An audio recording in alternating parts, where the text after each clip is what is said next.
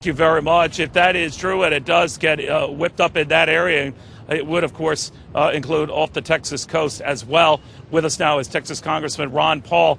Congressman, I know you're in New Hampshire tonight, but are you concerned that this hits Texas once again? There's going to be talk about FEMA to the rescue. FEMA has to spend a lot of money, and on we go from a government that doesn't have any money. What do you think? Yeah, I think it'll be the same thing over and over again.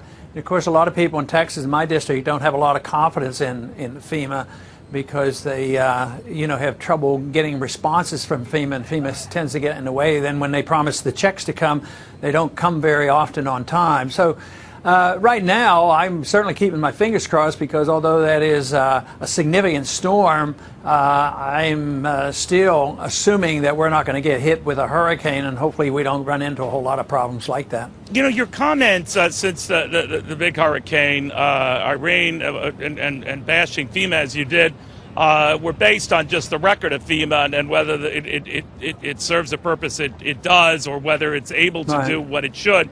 But some interpret it as sounding heartless. How do you address your critics who say that at a time like this, you shouldn't be second-guessing this? You argue just the opposite, right? Well, absolutely. You know, I didn't support the program when it was started because I was afraid to distort the concept of insurance and cause more people to depend on the government and build more in the areas that they shouldn't be building, and that's exactly what has happened. But also, it's the funding. They're $20 billion in debt. And when we were looking for money for Ike and other places, I'm not opposed to it, but I do believe we have to pay for it. And this idea of the governors now just demanding send us money, it's an emergency, and we don't care how you pay for it, just worry about that next week. Well, those days are over. Well, you know, your governor, Rick Perry, who's the leader in this race so far, has been a big critic of stimulus, but of course has taken that stimulus in his state as governor. Yeah. Do you think that's hypocritical? Do you think that's going to come back to bite him? Maybe something you raise either in a debate or as this race ensues?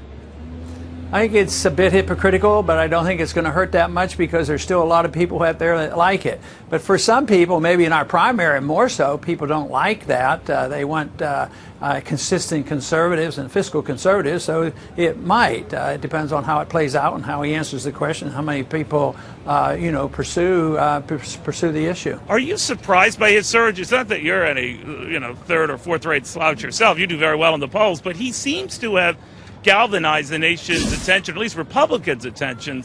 Do you think to the detriment of everyone else in the race?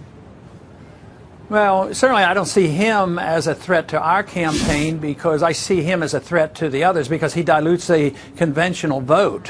He represents more the status quo. So, yes, I think once he got in the race, my percentages actually went up because he took votes away from the other candidates. Well, he did seem to take a lot from Michelle Bachmann, but now he is sort of lapped around Mitt Romney. Are Republicans moving too fast around him, or do you think this is going to sort of flail down? What? I think it's really pretty darn early, and most people haven't thought seriously about it, and it changes. It's so fluid, and we've had a lot of a lot of people, in leadership of this race along the way in the last 6 months, and for a week or two or a month, they're leaders, and all of a sudden they fade after people find out more about it, and some even drop out of the race. So I think it's pretty early. It probably depends on the candidate's ability to deliver a message that's appealing, whether the campaign is growing in strength, and whether or not he can raise money. All right, Congressman, very good seeing you again. Good luck tonight in New Hampshire. I know you have a crazy travel schedule. We always appreciate the time. Ron